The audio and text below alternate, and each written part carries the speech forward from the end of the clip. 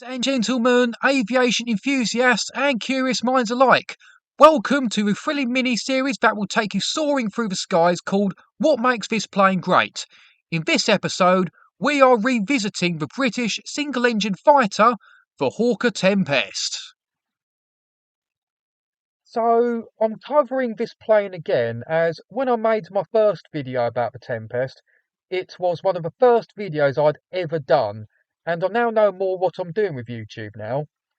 And in all fairness, I've been wanting to revisit the video that's really shaped my channel into what it is today for a while now. And now there's an airworthy Mark II Tempest, I thought now would be a good time to revisit my Tempest video that's so well loved. And over time, I'll revisit a few more of my early videos too. So anyway, what makes one of the best low-altitude fighters of World War II great?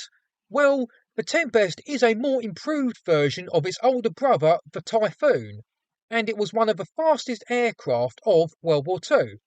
Also like its older brother, the Typhoon, it was also a very well-armed aircraft with four 20mm cannons, and it could carry a couple of 500-pound bombs. Not to mention, it was also capable of carrying rockets too. With the Tempest being a very fast and well-armed aircraft, it proved to be very effective against German targets both in the air and on the ground. One role that the Tempest would mainly perform would be long-range armed reconnaissance missions deep behind enemy lines. The armed recon missions would involve 8 aircraft in 2-finger-4 formations. One formation would search and destroy targets, while the other formation flew 1,000 foot higher to cover. The 2 flights would swap over until they ran out of ammo. Another role that the Tempest would mainly perform was shooting down V1 doodlebugs.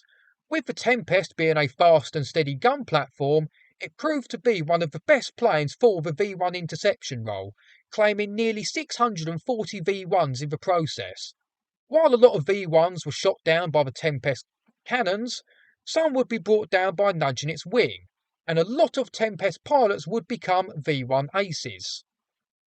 As well as being effective in destroying German ground targets and V1 doodlebugs, the Tempest proved that it was an effective dogfighter against the Luftwaffe. Despite not being as agile as a Bf 109, the Tempest, with its great speed and armament, combined with the fact that there was a lot less experienced German pilots, meant that it could compete with any of the German fighters it came up against at low and medium altitudes.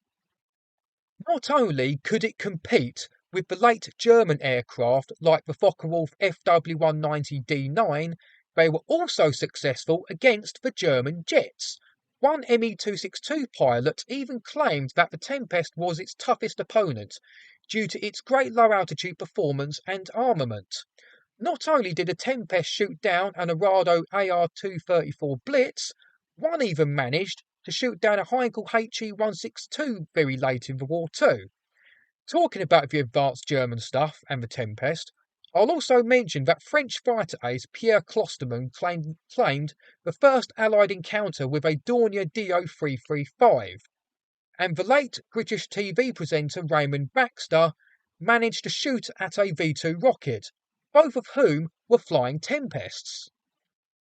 Before I conclude, I'll also say if it wasn't for the Mark II Tempest, which was a post-war fighter that had a Bristol Centaurus engine rather than a Napier Sabre, and arguably performs better than the Mark V Tempest, we wouldn't have the Hawker Sea Fury, which, like the Grumman Bearcat, has to be one of the finest piston-engine aircraft ever made.